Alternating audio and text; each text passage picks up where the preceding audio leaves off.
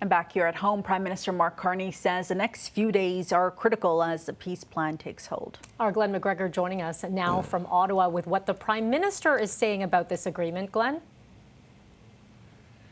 Yeah, in the years past, Canada has played a much more involved role in peace discussions in the Middle East, but in the past few decades, we've kind of ceded that to other countries.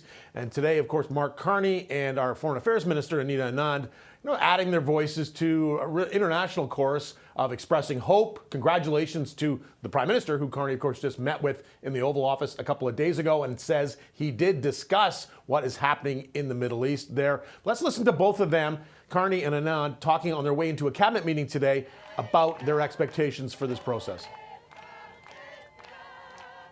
It is a day for optimism.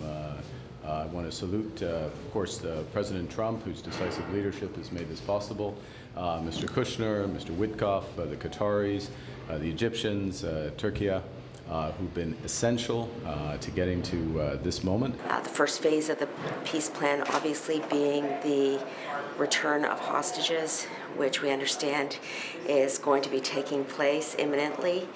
And this is so important for the peace plan to be able to continue. And it has been long awaited and is just unbelievable at this stage to allow this part of the peace plan to work.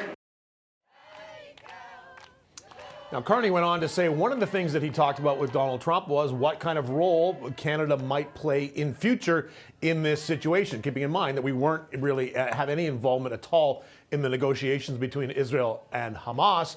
But there is maybe a chance that Canada will do something in future. One of the issues raised was this board of peace that Trump has talked about with respect to his peace proposal, the idea you would have this kind of supervising board of officials from other countries and himself included in this to ensure that both sides are following the multiple steps in this multi-step process. The actual idea that Canadian troops would be deployed in a peacekeeping role seems unlikely, although we have in the past played that role. In fact, the birth of peacekeeping as an international movement really started with Canada's deployment to the Sinai Peninsula in the 50s and 1960s on the orders of then Prime Minister Lester Pearson. That really kind of created Canada's reputation as being peacekeepers around the world. I think in this situation, though, in Gaza, that the steps that eventually call for peacekeeping troops on the ground, those were more likely to come from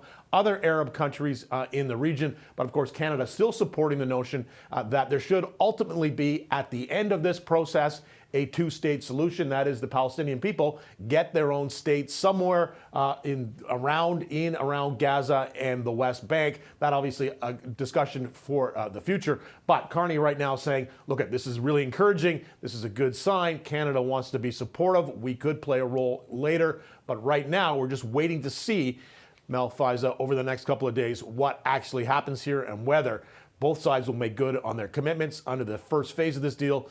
Will Hamas release all the hostages, and will Israel agree to withdraw its troops as this process begins?